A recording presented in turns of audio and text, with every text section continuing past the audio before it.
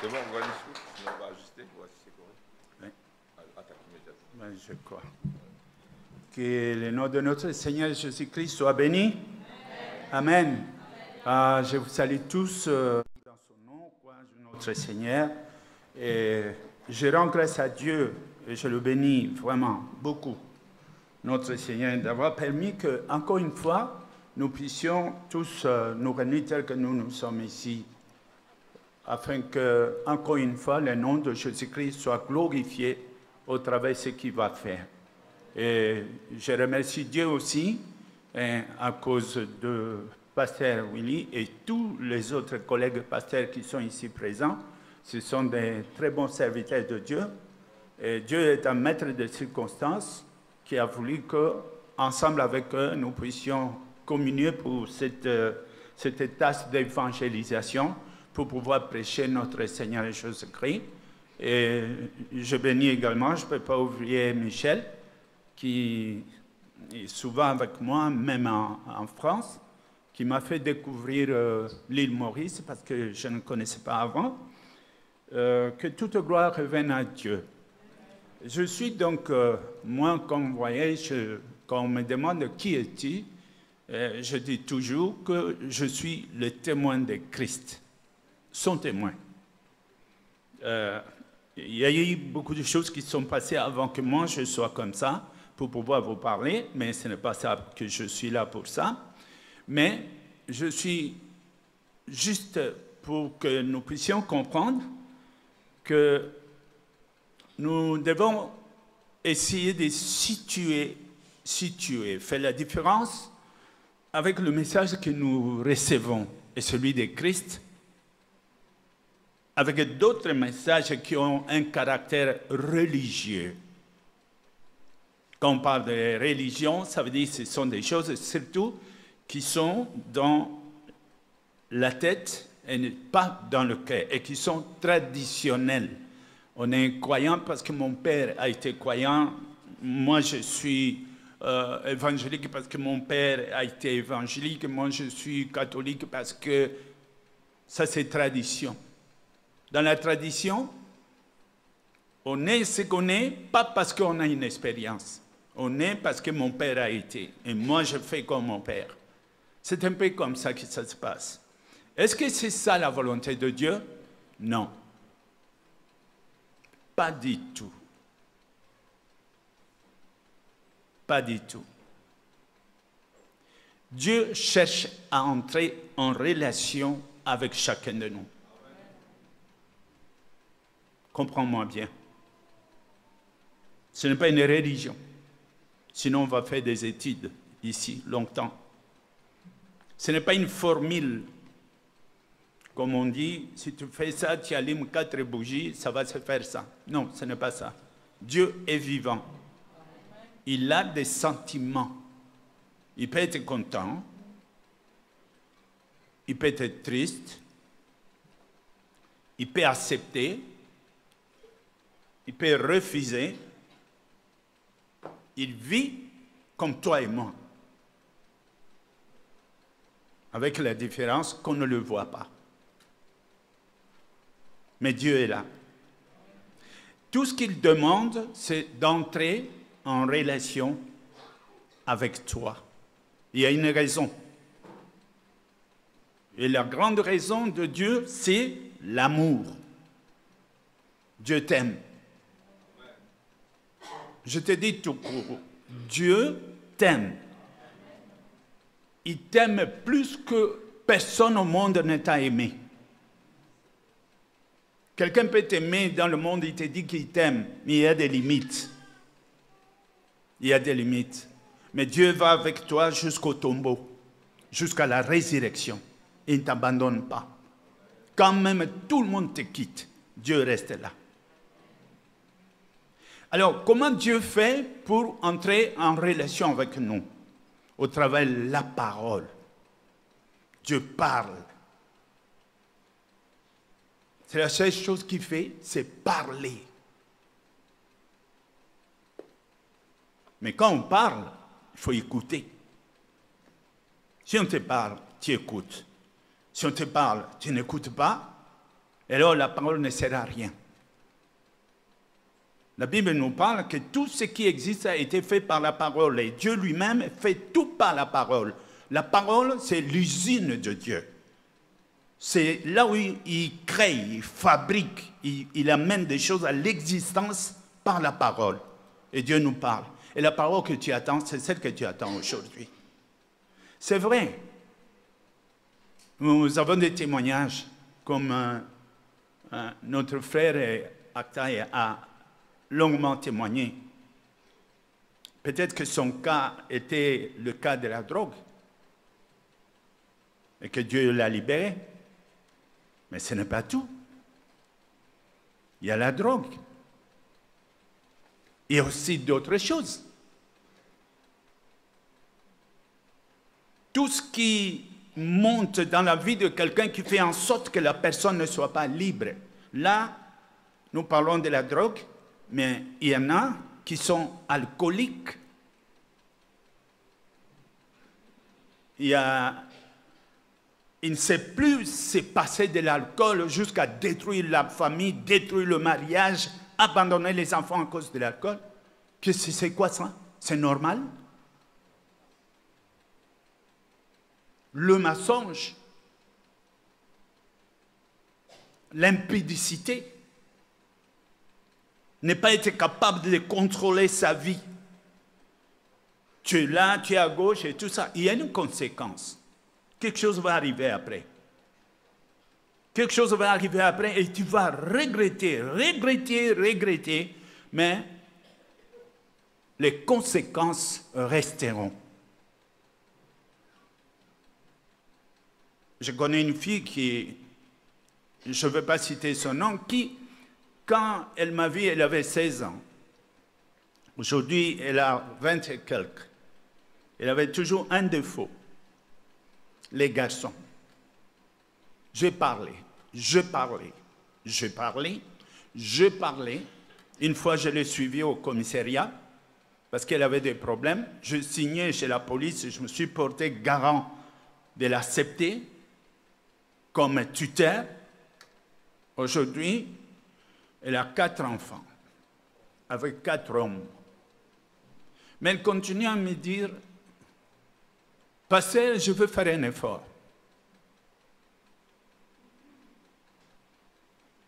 Et pourtant, on parle. Pourquoi est-ce que certaines personnes guérissent et certaines personnes ne guérissent pas? La guérison, ce n'est pas le pasteur. Celui qui guérit, c'est Dieu. Dieu le fait au nom de Jésus. Mais, quand la puissance de Dieu vient sur toi, il doit trouver la foi, c'est-à-dire la confiance. Dieu, écoute-moi bien, Dieu nous libère de nos ennemis. Dieu ne nous libère pas de nos amis. C'est-à-dire, ce que toi tu aimes, Dieu ne peut pas te libérer de ça. Parce que tu aimes ça. Si tu aimes la drogue, et que tu ne renies pas la drogue,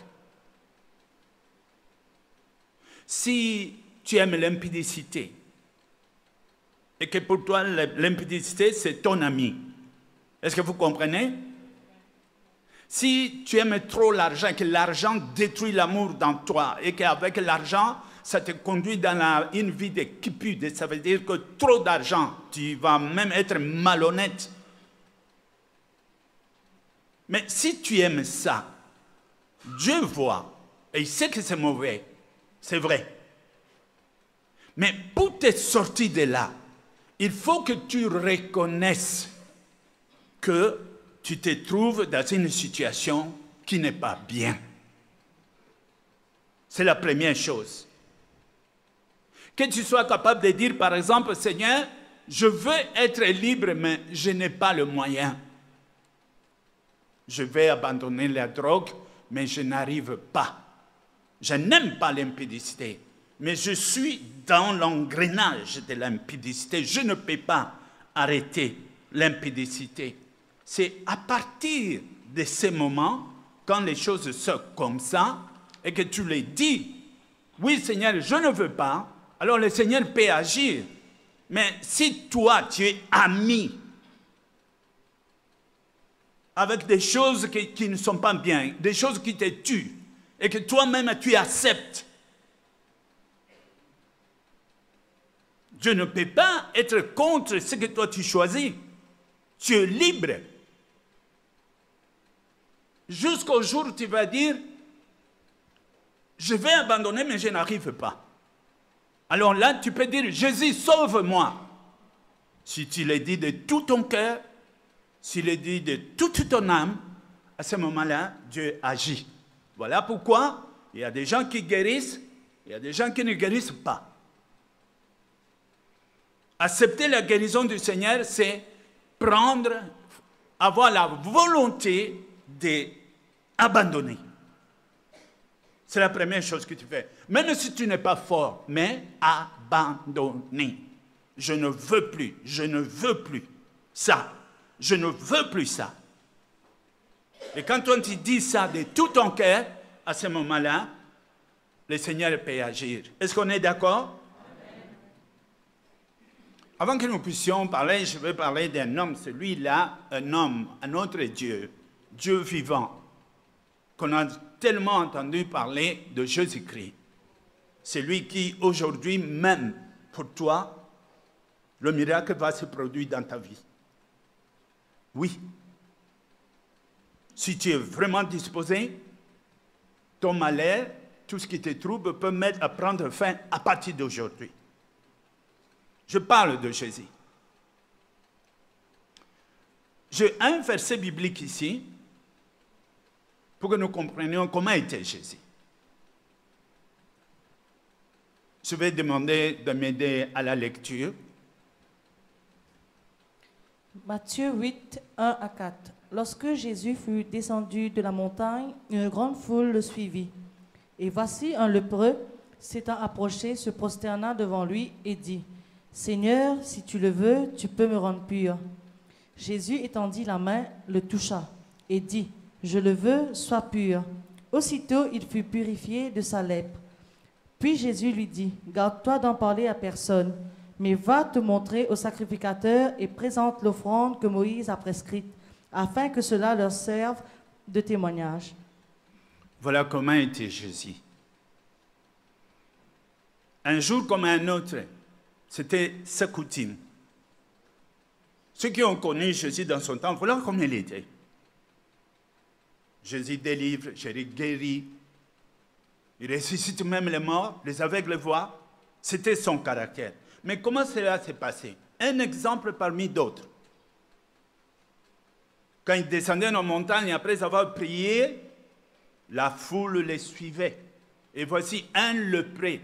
Un lépreux, c'est une maladie au temps ancien incurable. Je ne sais pas si aujourd'hui, ils ont trouvé de bons remèdes, mais c'était une maladie incurable. Et celui qui tombait, qui avait la lèpre à l'époque, était chassé de la communauté. Il ne pouvait plus vivre avec les autres, on le mettait à part. Il ne pouvait pas saluer les gens. C'était un homme, à l'époque, déclaré impur. Un homme comme ça, c'est-à-dire tu es vivant, tu es déjà mort. Quant à la famille, tu n'existes plus. Tu ne participes plus aux fêtes, aux réunions de famille, on te met à part. Donc, en quelque sorte, tu vis, mais dans la mort. Et cet homme, il va voir Jésus, et regarde comment il fait. Il va se lépreux, s'étant approché. Je vais dire une chose là. Cette approche, l'approche dont nous parlons ici, il peut y avoir deux significations. Est-ce que je peux prendre ce micro?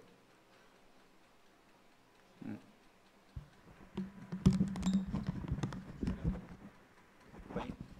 Quand je dis, ça peut avoir des significations dans le sens que, spirituellement, quand on dit approche, Il y a une différence. Une approche peut être physique. J'étais à 2 mètres et je viens à 1 mètre. C'est une approche physique. Mais une approche spirituelle, c'est approcher la vérité. Démontrer ta vie, présenter ta vie devant la personne avec qui tu parles, avec qui tu communies. Cette approche-là, ça voulait dire que cet homme-là, lépreux, n'avait plus rien à cacher. Il est venu vers Jésus-Christ avec tout son corps, tout son cœur. La maladie de lèpre, c'était une honte. C'était une maladie qu'on ne pouvait pas dire comme ça en public, j'ai la lèpre. Vous connaissez la femme qui avait une perte de sang et s'est approchée de Jésus, mais ne pouvait pas dire qu'est-ce que j'ai. C'est une honte. Mais cet homme s'approche et pour parler à Jésus. Et quand Jésus lui demande, parce qu'il se prosterne, et voilà, il dit, si tu peux me rendre pur. Il y avait une chose dans cette personne, la volonté, la franchise, la confession, la fatigue de cette maladie. Il est venu s'abandonner dans les pieds de Jésus. Il s'est prosterné.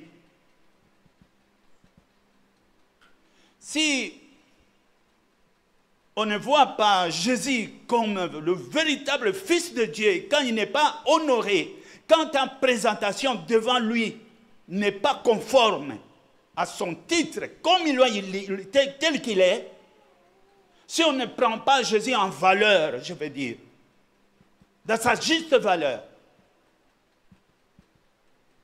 Et même nous, quand nous prions pour les gens, on ne prie pas comme ça. Moi, je te regarde. Je regarde comment tu parles. Tu peux être mon frère, tu peux être ma mère, tu peux être n'importe qui, même très proche de moi, mais moi, je te regarde. Ce n'est pas mon option à moi, ce n'est pas ma puissance à moi, mais moi, je suis un témoin. Je parle de Jésus-Christ, je parle de Dieu. Donc, il n'y a pas de favoritisme.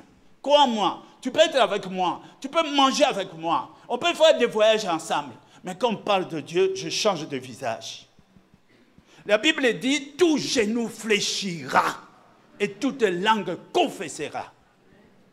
Il faut que tes genoux s'abaissent devant le Seigneur des gloires. Dieu a dit, si vous ne vous souciez pas de moi, moi aussi je ne me soucie pas de vous. Voilà les choses telles qu'elles sont. C'est pourquoi dans l'enseignement, on essaie d'enseigner plus pour que vous compreniez qui est ce Jésus-là. Il a dit, si vous connaissez vraiment qui je suis, si vous saviez exactement qui je suis, aucun de nous ici ne sortira avec ses problèmes. Personne ne sortira ici avec son problème. Si on sait exactement qui est Jésus. Il a dit ça à la femme samaritaine, si tu savais que celui qui te parle maintenant, c'est toi qui allais demander de l'eau là. Il a dit, si vous ne savez, si le Fils de l'homme n'est pas élevé tel qu'il doit être élevé, vous allez mourir dans vos péchés. Mais nous comprenons Dieu. Il nous a créés, il nous a donné la vie, il nous a donné le monde, il nous a tout donné, et nous, on lui a mis à côté. On a jeté Dieu. Mais Dieu n'a pas suivi ça. Il dit, ok, le monde, vous ne voulez pas de moi, ça ne fait rien. Mais moi, je ne vous juge pas. Il vient lui-même, il prend les péchés que nous avons. Il prend ça comme lui-même, il a fait le péché. Et il va à la croix. Et il va mourir à la croix. Quand il a fini de mourir, il descend. Nous avons la grâce, la possibilité de venir avec le Seigneur. Maintenant, à partir de ce moment-là, ceux qui vont venir là, nous venons vers Dieu au nom de Jésus. Nous pouvons venir parce que quand tu dis « je viens au nom de Jésus », alors Dieu ne regarde plus tes péchés, qu'est-ce que tu fais, qu'est-ce que tu as été, il ne regarde plus ça, il regarde Jésus. Jésus, qu'est-ce que tu dis? Et Jésus dit, il est avec moi, il m'a accepté. Alors Dieu dit aussi, dans ces cas, en ton nom, moi je pardonne et reçois ta guérison. C'est le chemin. C'est pourquoi nous parlons beaucoup de Jésus. Si pas Jésus, ce n'est pas possible.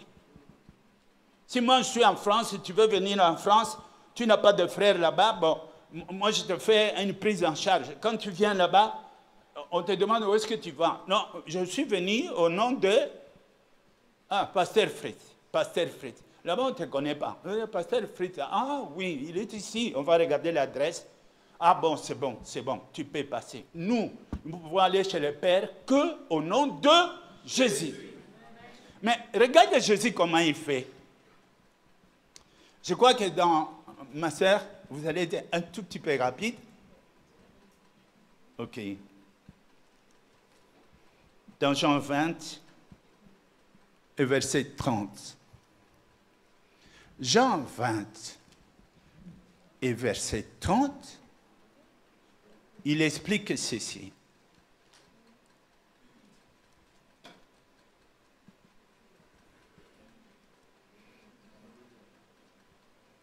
Jean 20, verset 30. Jésus a fait encore, en présence de ses disciples, beaucoup d'autres miracles qui ne sont pas décrits dans ces livres. On a lié un miracle là. Mais la Bible dit, Jésus a fait beaucoup de miracles. Beaucoup. Il y a beaucoup de miracles qui ne sont pas repris dans la Bible. Il y a encore des choses qu'on n'a pas écrites. Mais il dit, il a fait beaucoup de miracles qui ne sont pas dans ces livres. Mais, pour les choses que vous attendez et que vous êtes en train de voir, et ce que vous voyez même avec Action ici, ce que vous voyez là, ces témoignages-là, c'est pourquoi ça.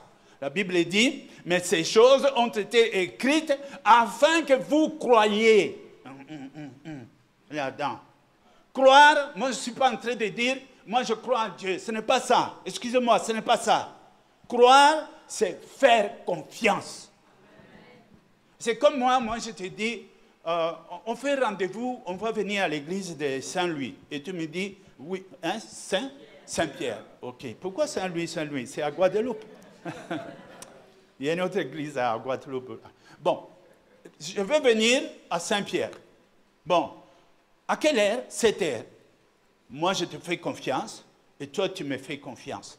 À 7 heures, je suis là et toi aussi, tu viens. Tu comprends? C'est là encore. Est-ce que vous croyez que tu vas être là à 7 heures? Oui, je crois. Mais avec Dieu, c'est la confiance. Si vous regardez dans la Bible, le mot foi intervient plus tard. Au commencement, Dieu a dit à Abraham, il confiance en Dieu. Confiance, c'est dire, il n'a pas menti. Dis un peu ça. Dis à Dieu. Dis, montre comme ça. Dieu, tu n'as pas menti. Dieu, tu n'as pas menti. Fais comme ça, fais comme ça. Dieu, tu n'as pas menti. Je te fais confiance. Je crois. Voilà. C'est ça l'essence. L'essence compte beaucoup. Ne change pas comme lui l'a dit. C'est faire confiance. Et la Bible dit, tout ce qu'il a fait, résurrection de Lazare, les gens qui voient et tout ça, ça il sauvé, Pierre qui a fait, moi aussi j'ai vu d'autres miracles et tout. Toutes ces choses ont été faites pour que vous croyiez et que vous fassiez confiance en qui? En Jésus-Christ, le Fils de Dieu, qu'en croyant en lui, vous ayez la vie. Quand moi je dis la vie, c'est la paix, c'est la joie, c'est un bon sommeil. Toi, ta femme, tes enfants, tes parents, tout le monde bien. La vie, ce n'est pas la souffrance. Quand on dit je fais la vie, ce n'est pas quand tu pleures. Quelqu'un qui pleure, ce n'est pas ça la vie. Quelqu'un qui souffre tel jour, il ne sait pas où il va, ce n'est pas ça la vie. La vie, c'est le repos. La vie, c'est la guérison. Dites Amen. Amen. Quand tu es calme. Alors, la Bible dit, tout ce qui a été écrit, c'est pour ça. Que vous compreniez que Jésus. Si tu vois un miracle à côté, c'est parce que vous compreniez que toi aussi, tu peux être sauvé. C'est une chose bien. Mais quand on parle de Jésus, il y a quelque part, c'est Jésus. Je recule un peu derrière. Quand Jésus était là, il faisait des miracles et tout ça. Mais à un certain moment, Jésus a parlé de quelque chose. Il a parlé de sa mort. Il a parlé de la croix. Comme nous pouvons voir, par exemple, je donne un exemple. Pendant que Matthieu 20, 17. Pendant que Jésus montait à Jérusalem, il prit à part les 12 disciples, et il leur dit en chemin, « Voici, nous montons à Jérusalem, et le Fils de l'homme sera livré aux principaux sacrificateurs et aux scribes. Ils le condamneront à mort, et ils le livreront aux païens pour qu'ils se moquent de lui, le battent de verges et le crucifient. Et le 3e jour, il ressuscitera. » Et ce qui est important, ça me fait peur. Jésus est venu, il n'est pas né comme tout le monde. Nous savons ça. Il est né sans père. Il est né par la puissance du Saint-Esprit qui s'est incarné à sa mère Marie. C'est comme ça que nous avons Jésus. C'est déjà une naissance prophétique. Jésus est venu dans une mission. Une mission, et une de ces missions, c'était quoi? De nous parler, de nous dire la vérité. Dans le livre de Romains 8, il dit, vous connaîtrez la vérité. Et souvent, on dit, quelle vérité? Mais la vérité, c'est ton problème.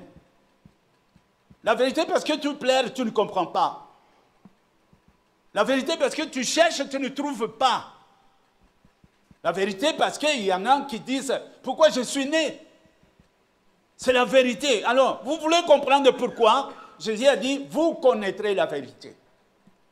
Mais après qu'il t'ait dit la vérité, en nous rappelant par exemple ce que Dieu a dit, j'ai mis 2 chemins sur la terre, il y a la mort, il y a la vie, il y a la bénédiction et la malédiction, et Dieu dit, s'il vous plaît, choisis la vie. Et c'est ce qu'il dit. Et Jésus vient nous mettre en clair ce que cela signifie là. On est sur terre, ce n'est pas parce que pour vivre sur la terre, nous sommes sur la terre, nous sommes étrangers. La Bible dit, nous sommes des passagers, nous sommes des locataires sur la terre.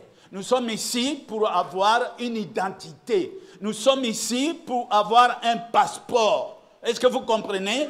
Vous êtes ici pour un passeport. Oui, tu vas te marier pour tout ça, mais n'oubliez pas, au ciel, il n'y a pas de mariage. Dites Amen. Ah, le jour où on sera au ciel, vous cherchez ta femme, il n'est plus femme. Et tu cherches ton mari, il n'est plus mari. On va être comme des anges. Dites Amen. Amen. Nous sommes en passage. Il y a des choses beaucoup plus importantes dont Dieu est venu nous révéler. Et Jésus est venu, il avait la mission de nous dire la vérité. 1, de 2, il est venu pour mourir. Sa mission, c'était de mourir pour moi, pour toi. C'est ce qu'il est venu faire. Il n'est pas mort par accident. Oh, c'était par hasard, parce que les Juifs étaient en colère. Bon, il s'est trouvé là parce qu'on l'a attrapé. Non. Il était en mission. Sa mort, c'était la mission. C'était le service. Il est venu pour mourir. Pour mourir comme un coupable, mais il n'est pas coupable. Mais quand il va mourir comme un coupable, la justice de Dieu intervient pour maintenant réclamer la justice. Pourquoi Jésus est mort? La mort est réservée aux pécheurs. Vous comprenez? La mort, c'est pour les gens qui ont péché. Jésus n'a pas péché. Pourquoi Jésus a été mis à mort? Le diable a pris Jésus en main. Le diable, il a crucifié Jésus. Mais en crucifiant Jésus, il comprend qu'il a commis une erreur. Jésus n'a pas de faute, donc il ne mérite pas la mort. Il va sortir du tombeau, et quand il sort du tombeau, maintenant, on peut demander à Jésus, tu es mort pour rien, mais qu'est-ce que tu fais? S'il était dans le monde, il allait dire, bon, je vais de 4 milliards d'euros pour moi à cause de ma mort. Mais Jésus n'a pas réclamé l'argent. Jésus n'a pas réclamé. Il dit, dans ces cas, tous les enfants de Dieu qui veulent être sauvés et qui viendront à moi à cause de ma mort, à cause de mon sang, ils seront libres. Amen. Voilà l'histoire, comment elle est. Voilà ce qui fait la différence entre Jésus et les autres prophètes. Il est venu pour ça. Maintenant, on dit, on prêche la parole. Mais qui a compris ça? Est-ce que tu as compris ça? Qu'à cause de la mort de Jésus, Dieu ne veut plus te juger? Dieu ne veut plus voir qu'est-ce qu'on dit de toi? Si tu dis, je viens au nom de Jésus, alors on est libre. Et le diable connaît ça, l'erreur qu'il a fait. C'est pourquoi au nom de Jésus-Christ, le diable tremble. Il va te libérer. Il y a des maladies qui sont des maladies physiques naturelles. Jésus guérit. Mais il y a aussi des maladies où tu vas à l'hôpital, aucun médecin ne voit, il ne voit rien. On regarde dans les labos, il n'y a rien. Tout est correct. Et pourtant, tu es malade. Comment tu vas sortir de là? Il n'y a que Jésus qui peut libérer ça. Mais quand on vient vers Jésus, on ne vient pas debout. Vous voulez venir debout? Alors qu'il a été à la croix, qu'il a payé le prix, il a eu des chicottes et tout ce qu'il a subi, et puis il sort là, et Dieu lui-même. La Bible nous dit, Dieu était en Christ sur la croix, réconciliant le monde avec lui-même. Et quand tu viens, je vais parler à Dieu. Dieu dit, avant de venir ici, regardez celui qui vous a ouvert la porte. Il s'appelle Jésus. Sans cela, ce n'était pas possible de venir chez moi. Va chez Jésus. Et nous venons vers Jésus avec humilité, sans orgueil, avec sincérité, avec vérité. Est-ce qu'on vient dans cette position? Alors c'est possible. La puissance de Dieu va agir. Jésus a été à la croix, crucifié. On pouvait dire à ce moment, oh, on croyait que Jésus est venu sauver, maintenant il est mort. Ah, Jésus est mort, Jésus est ressuscité. Regarde, quand il était vivant, il avait dit, je vais à Jérusalem et on va me livrer chez les sacrificateurs. On va m'arrêter et on va me tuer. Mais le troisième jour, je reviendrai. Beaucoup de gens n'ont pas cru ça. Mais quand la chose est arrivée, même les apôtres, les disciples qui étaient avec lui, ils ont eu peur. Ils disent, mais on n'a jamais mourir. Oui, non, c'est fini, c'est fini. 3 jours dans le cimetière. Mais un jour, le matin, le premier jour de la semaine, ils sont allés voir, le tombeau est vide. Jésus n'était pas là. Et il va commencer à apparaître sous une autre forme. Est-ce que vous comprenez? Je n'ai pas vraiment beaucoup de temps. J'allais vous donner des témoignages avec les choses que Dieu m'a montrées. Quand on meurt et quand on revient, pas forcément sous la même figure. Ça, c'est une enveloppe. Tu vas et tu déposes. Après, tu reviens. Quand Jésus est arrivé, beaucoup ne l'ont pas reconnu. D'autres, même les disciples, ne savaient pas que c'était lui. Il fallait qu'il fasse quelque chose. Ah, ça c'est le Seigneur. Jésus est revenu. Et alors, où va cette belle parole qu'il avait dit? Venez à moi, vous tous qui êtes fatigués et chargés, je vous donnerai du repos. Est-ce que nous pouvons lire ça? Un peu avec langue et tout. 11, 28. Venez à moi, vous tous qui êtes fatigués et chargés, et je vous donnerai du repos. Il avait dit ça de son vivant. Venez vers moi et je vous donnerai du repos. Vous tous qui êtes fatigués. Je voulais d'abord dire qu'est-ce que c'est la fatigue. Tu es fatigué de chercher. Vous savez, il y a la femme qui était en maladie là. Cette femme a vu beaucoup de médecins, a vu beaucoup de féticheurs. Il a été chez les charlatans. Elle a payé beaucoup d'argent, beaucoup de dépenses. Elle ne guérissait pas. Finalement, quoi? Je suis fatigué. Un jour, j'ai trouvé quelqu'un sur le lit et il m'a dit, je suis fatigué. Fatigué. Comme s'il dit, bon, maintenant, même s'il est mort, je suis d'accord.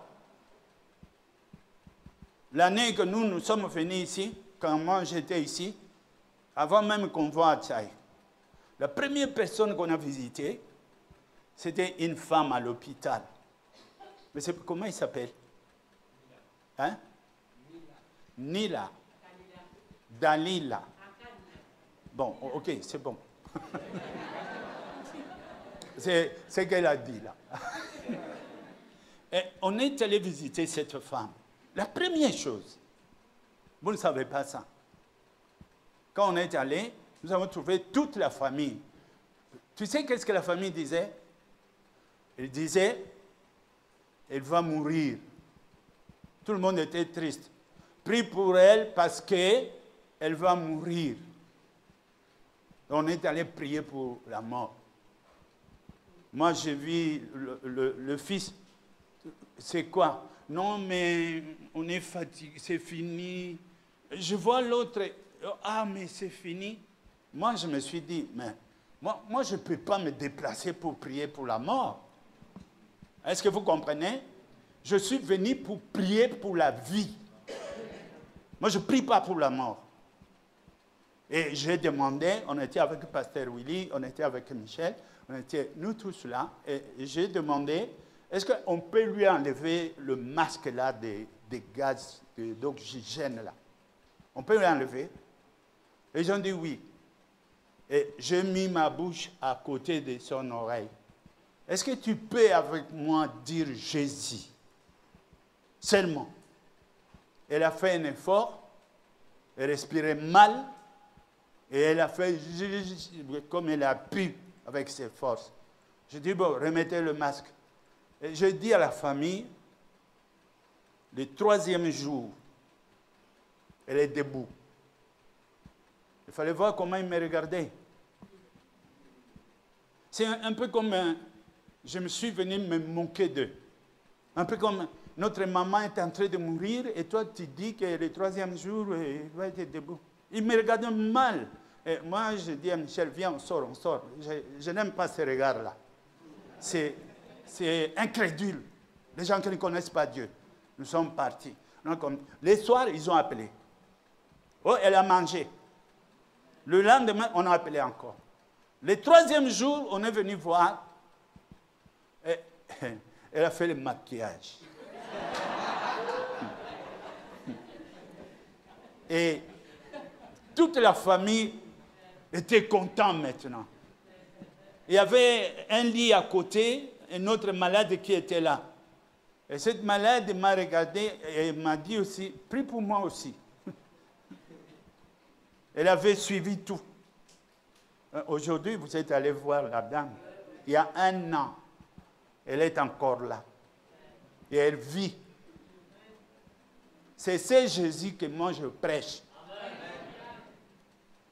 Je sais que là où nous allons, celui qui reçoit la parole, il est sauvé. Celui qui met en doute la parole, tu ne seras pas sauvé. Celui qui rejette la parole, tu ne seras pas sauvé. Mais celui qui dit, qui vient comme un fou.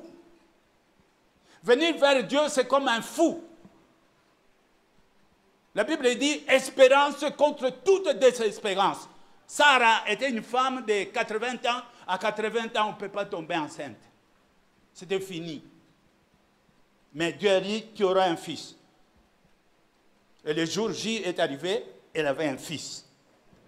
Dieu n'a pas besoin de physique, ni de calcul, ni de microscope, ni de regarder tout ce que les hommes Dieu. Quand Dieu fait, il fait. Quand Dieu crée, il crée.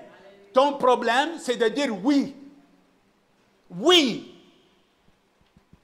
Ne commence pas à dire comment ça va se faire. Ce n'est pas ton problème. Ton problème, c'est de dire je crois, j'accepte. Est-ce que vous êtes fatigué? Vous êtes fatigué à ton problème? Tu es dans une famille, et ton mari soulard, il ne vient jamais à la maison, tous les salaires passent. Je ne sais pas où. Le premier, le 2, le 3, le 4, tu ne le vois pas. Et quand l'argent n'est plus là, il vient. Tu es fatigué? Vous avez des enfants. Une fois les enfants grandissent, ce n'est plus des enfants. Tu perds le contrôle total des enfants. C'est un esprit. Ce n'est pas normal. Est-ce que toi-même, tu es bien avec Dieu? Tu sais, si je me soumets à Dieu, tout ce que Dieu m'a donné me sera soumis. Est-ce que vous comprenez le secret? Si moi, je suis soumis à Dieu, tout ce qui est à côté de moi me sera soumis. Si moi, je rejette Dieu, tout ce qui est autour de moi, à partir de mes enfants, vont se révolter contre moi parce que moi-même, je suis rebelle à Dieu. Et tu peux me dire, pasteur, mon fils, bon, toi aussi, tu es le fils de ton père.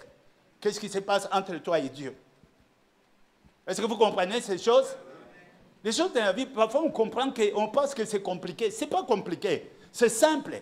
Tout est dans la parole de Dieu. Tu te soumets à Dieu, tout est soumis. Vous savez, Dieu, quand il a créé Adam, il a dit, toute la création t'est soumise. Adam se révolte contre Dieu, le moustique commence à le piquer. Et ce n'est pas normal, c'est une désobéissance, ça. Oui, mais le moustique n'a plus peur parce que tu chasses le moustique, mais toi, tu n'as pas Dieu. Pourquoi je vais te respecter? Est-ce que vous comprenez ça? Ça, c'est le principe de Dieu. Maintenant, je veux qu'ensemble, il y a la parole comme un miroir pour que tu regardes ta vie. Il y a des gens ici qui n'aiment pas qu'on les parle. Si moi, j'étais venu à la maison, tu allais me dire, non, non, non, non, pas ça. Il y a des gens qui ne veulent pas qu'on leur montre où est la plaie.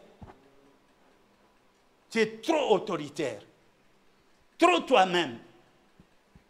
Et chaque fois quand il faut parler quelque chose qui te concerne, non, non, non, non, non, moi c'est ma vie. Mais quand on vient devant Dieu, la parole de Dieu, elle passe, elle entre partout, même dans ta cachette, dans le cœur. Elle divise tout. Tu voulais la réponse, tu voulais comprendre. Tu te posais des questions, comment je vais faire? Mais avant qu'on soigne une plaie, il faut d'abord nettoyer la plaie. La plaie est ici, toi tu vas me montrer l'autre jambe, nettoyer ici. Non, on va nettoyer la plaie. Et au centre de la plaie, il faut bien nettoyer avec l'alcool. Est-ce que nous sommes là? La parole de Dieu, parfois ça fait mal. Quand tu attends ça, surtout quand on t'a invité. Il y a quelqu'un qui a dit ma vie au pasteur, c'est sûr. Non, laissez Dieu parler. Laissez Dieu toucher votre plaie qui nettoie. Ça va faire mal, mais tu seras guéri. Dites Amen. Amen. Jésus est puissant. Jésus agit.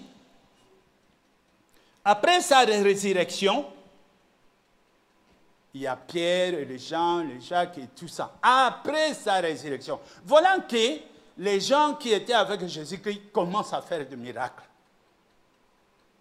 J'ai pris à titre d'exemple, c'est Acte 3, 1. Et puis ça descend.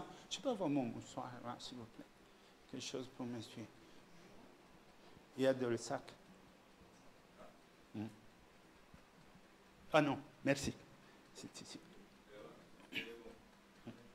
Il fait trop froid ici, vous comprenez?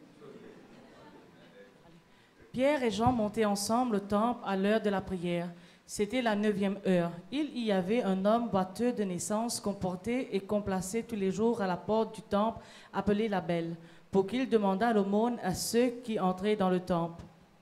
Cet homme, voyant Pierre et Jean qui allaient y entrer, leur demanda l'aumône. Continue.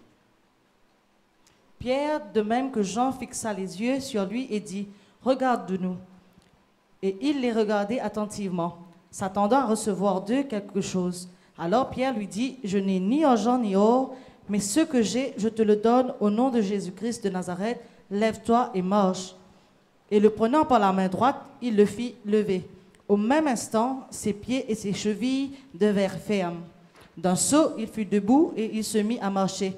Il entra avec eux dans le temple, marchant, sautant et louant Dieu. Amen.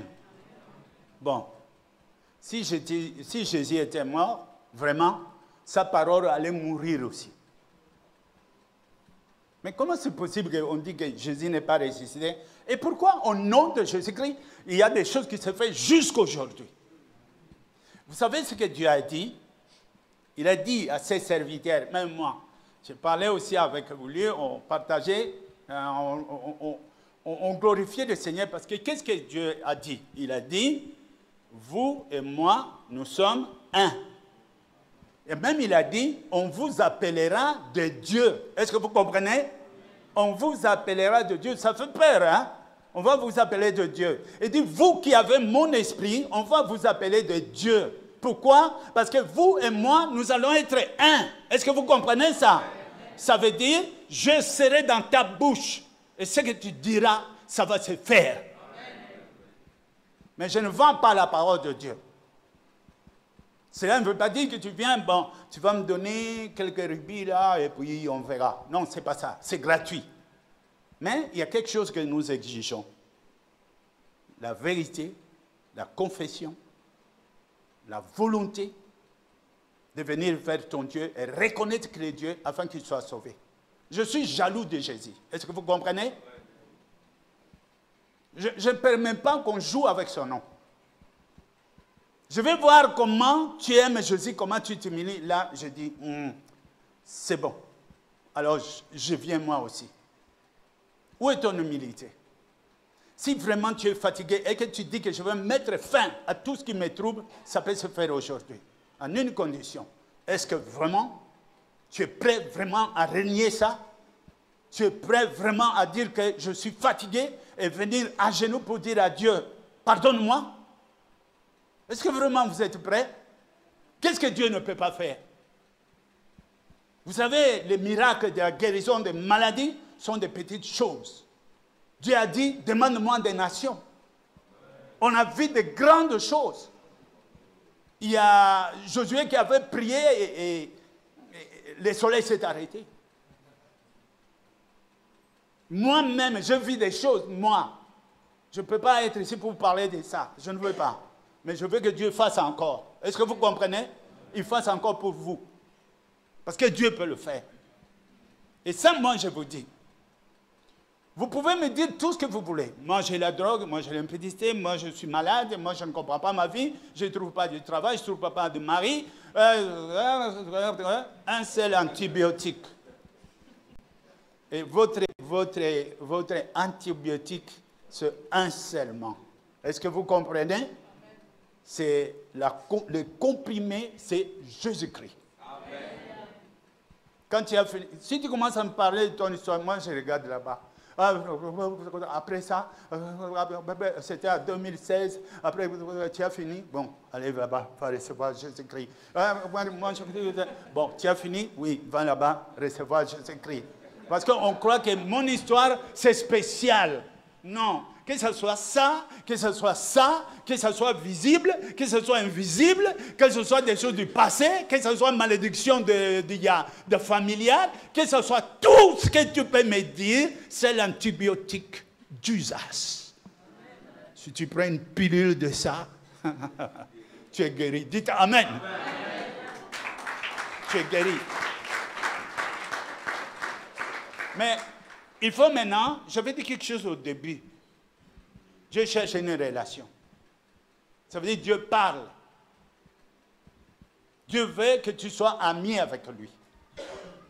Ne me pose pas de questions comment. Ce n'est pas moi. Lui, il a dit, je vais être ami avec lui. C'est pourquoi ce n'est pas la religion, c'est la relation. Il veut vivre avec toi. Il veut marcher avec toi. Il veut s'asseoir avec toi.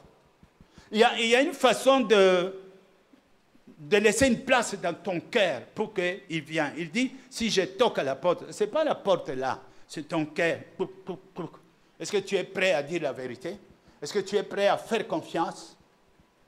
Il y a des gens qui se sont mariés 3 ans, 4 ans. Alors, un jour comme ça, tu vas voir ton mari vient. Maintenant, je vais te dire la vérité, oui. Maintenant, je t'aime vraiment. Ah? Maintenant, oui. Et avant, c'était comment? Est-ce que tu comprends? Vous pouvez vivre, être à l'église, mais tu n'as pas encore dit exactement que ce que tu fais à l'église. Mais un jour, tu peux dire, oh Seigneur, maintenant j'ai compris. Si j'avais dit avant oui, c'était pour... Mais maintenant, je sais. Maintenant, je te dis oui. Est-ce qu'on est là? Amen. La Bible dit, venez vers moi, vous tous qui êtes fatigués. Venez. Venez sans argent. Et je vous donnerai du repos. Qu'est-ce que tu dis de cela? Qui veut continuer sa vie dans la maladie? Qui veut continuer sa vie dans la malédiction? Qui veut continuer sa vie dans l'incompréhension?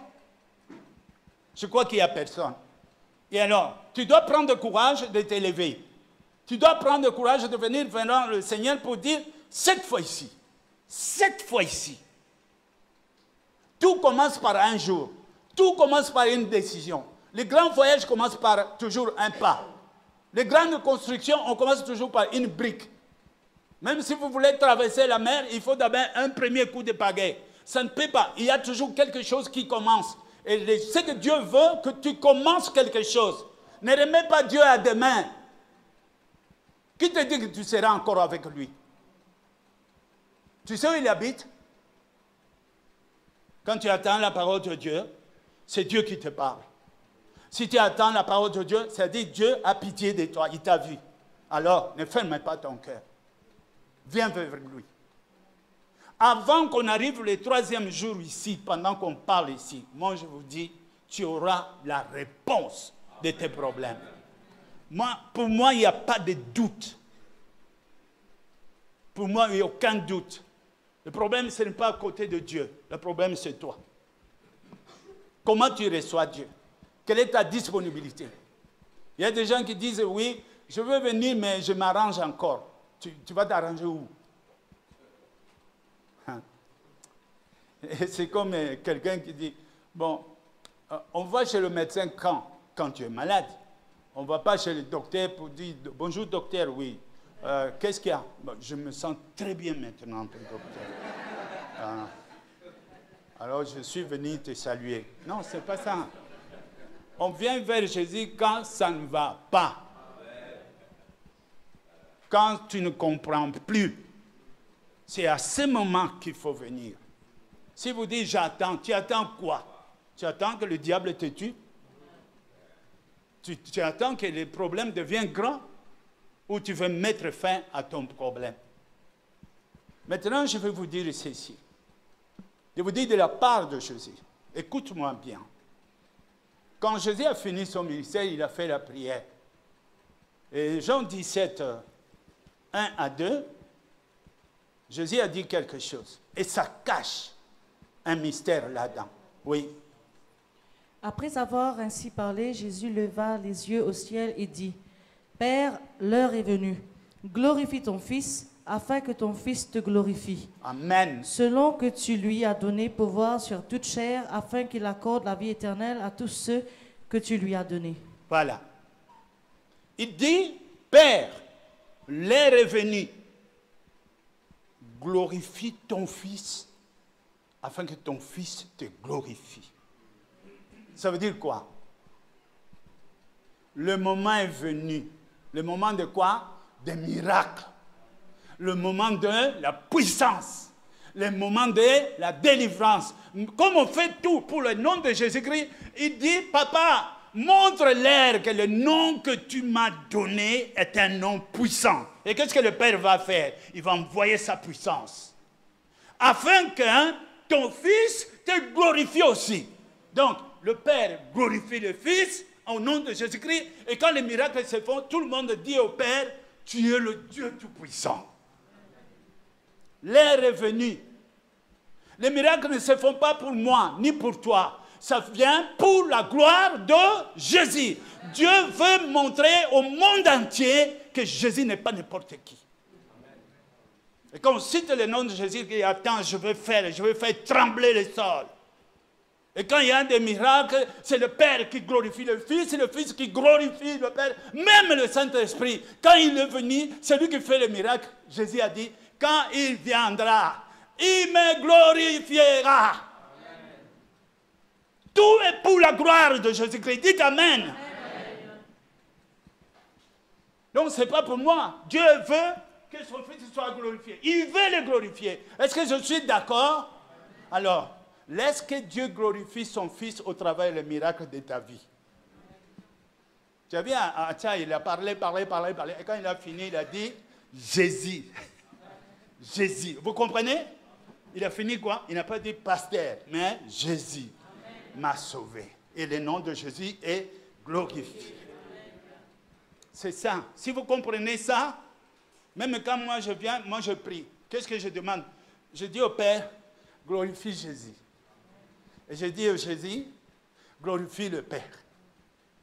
Et que le monde sache que tu es là, que tu es vivant.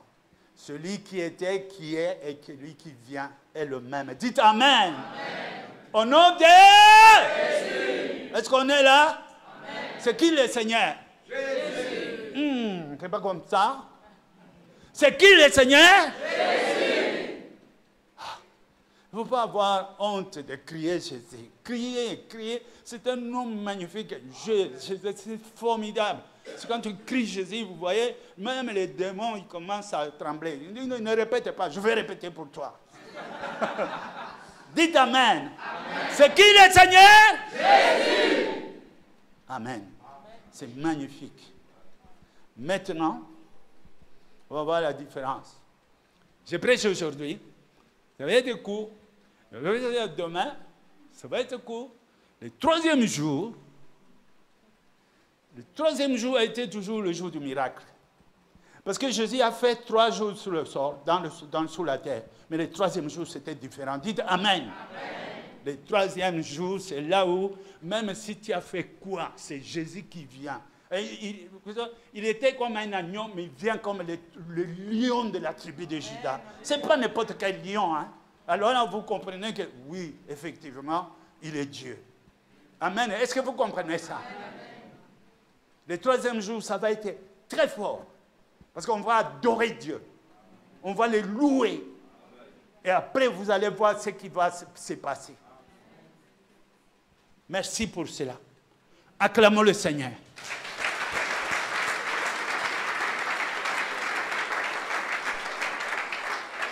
Je préfère vous préparer. Moi, je n'aime pas rater. Vous comprenez? Je n'aime pas les échecs. Je préfère vous préparer. Préparer votre âme. Préparer votre confession. Préparer. Il y a quelque chose de grand là-dedans. Dieu t'aime.